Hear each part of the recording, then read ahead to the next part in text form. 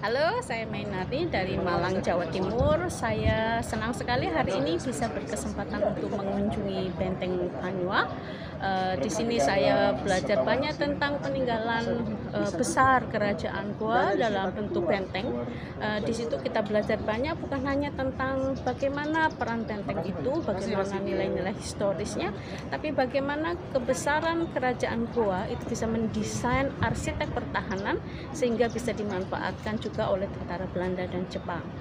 Saya senang sekali di sini kita harus bisa mulai menumbuhkan kecintaan kita pada tanah air sehingga kita bisa berkembang menjadi bangsa yang lebih besar lagi untuk menghadapi era globalisasi. Salam hangat dari Makassar.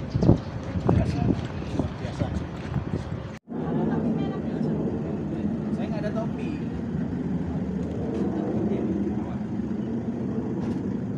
Merah putih. Apa? Sudah dilipat. Raja Goa. Kerajaan Goa. Bawah kepemimpinan Raja Goa yang ke-9 yang bernama Narayana Tantra. Belum ada gelar sultan karena Islam nanti masuk di abad ke-16. Nanti di raja yang ke-14 yang bernama Sultan Alauddin, kemudian dilanjutkan oleh raja yang bernama Sultan Malik Said dan adalah ayahanda dari Sultan Hasanuddin. Yusuf lain lagi Pak, ceritanya panjang lagi. Nah benteng ini yang bangun adalah Raja Goa yang ke-9, penyelesaiannya setahun kemudian oleh Raja yang ke-10. Tujuan utama pembangunannya sebagai benteng pertahanan dan benteng pengawal. Dia mengawal benteng sambil jalan dulu di sini tidak ada istana, hanyalah tentara.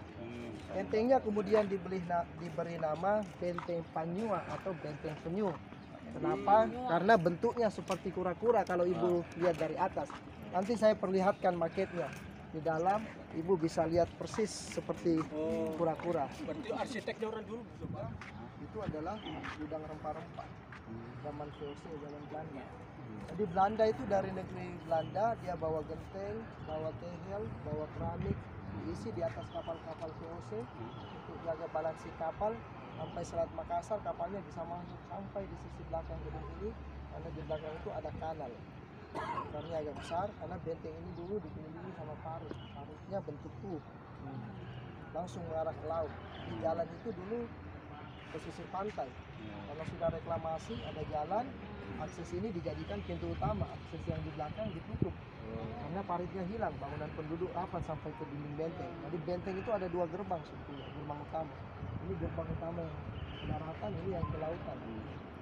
Masuk kapalnya ke situ, diturunkan 3 barang tadi, dipakailah buat pembangunan gedung-gedung ini. Jadi tehel keramik itu asli dibawa dari negeri Belanda. Iya. Sampai sekarang sebagian kecil di bagian gedung D itu kalau Bapak copot dibaliknya itu ada campur bangsa Belanda. Pak, dioles no, Pak. Pak, Jem. Dioles no. Jordan. Kebala. Dia lagi gambar. Anak tega, cocok. Mumpung belum. Wah, ini apa nih, Pak? Dia suka. Mari Pak, kalau Bapak pengen foto.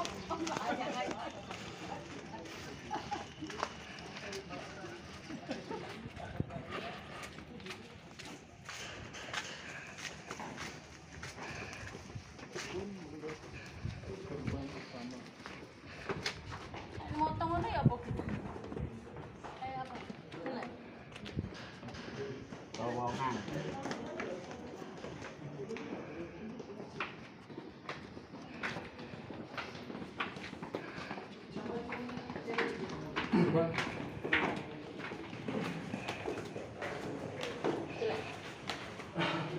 Dari sini namanya Benteng Sumbawa. Istana kerajaan ada di sini, posisi benteng Notre Dame kira-kira ada di sana. Jadi dulu kerajaan Goa ini sudah bersama dengan Majapahit sebetulnya. Loji-loji Inggris, Belanda dan luar itu ada semuanya di dalam. Serikat dagang ada semua di sini. Untuk bisa menguasai itu, untuk bisa menguasai perdagangan ya VOC harus menguasai ini. Kalau dibalik inilah lengkap bahasa Belandanya. Stom Panen Fabrieke van Echt dan itu bahasa Belanda. Ini tahun 1886 terakhir di tahun itu.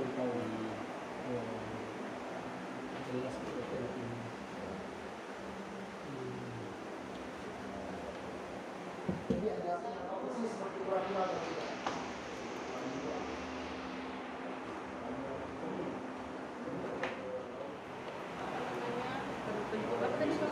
Kura-kura. Saya perlihatkan di belakang ini ada pintu yang sebelum ditutup. Tadi kita lewat di belakang. Jadi sebetulnya di sini juga ada ekor itu sebelum ada parit. Seperti yang dilihat di gambar di sana itu. Itu aslinya yang orang sebenarnya. Jadi ini arsitektur luar biasa tuh. parit ini. Padahal Ini dia hilang, apa? Dalam sudah reklamasi. Kenapa bentuknya seperti kura-kura? Karena itu ada Ini kakinya ya? iya iya. kan ini pantai. Karena ini udah canggih ya. Artinya ya itu belum ada drone waktu itu sudah luar biasa arsitek beliau orang cerdas. Ini sudah ratusan tahun sudah tua.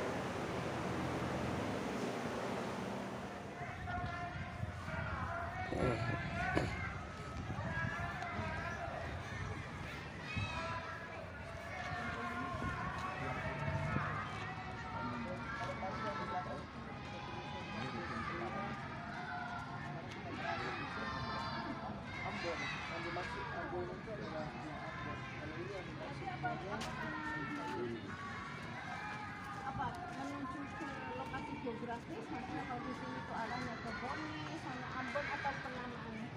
Tidak. Karena dulu ketika benteng ini dikuasai hamba Formosa, petinggi-petinggi dagang yang berasal dari Kepulauan Ambon, lalu mereka datang dari orang-orang itu kemudian dibuat sebagai salah satu benteng peti. Dikasihlah petinggi-petinggi dagangnya tempat di sana. Kalau Bone dikasih di sini, kalau Bacan di sana, kalau Buton di sana, kalau Mandasa di sana. Jadi mereka adalah karena itu dia punya 5 sudut. Nah, pemanfaatan 5 sudut itu sebagai benteng pertahanan itu dimanfaatkan buat para petinggi dagang yang merupakan turun-turun.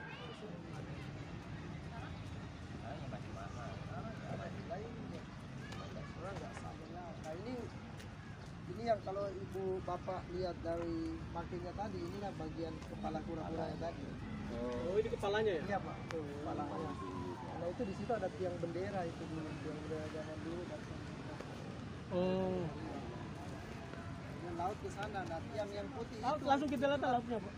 Kalau naik ke atas kelihatan lautnya, itulah tiang putih itu tadi yang merupakan tugu pembebasan benteng itu. Oh.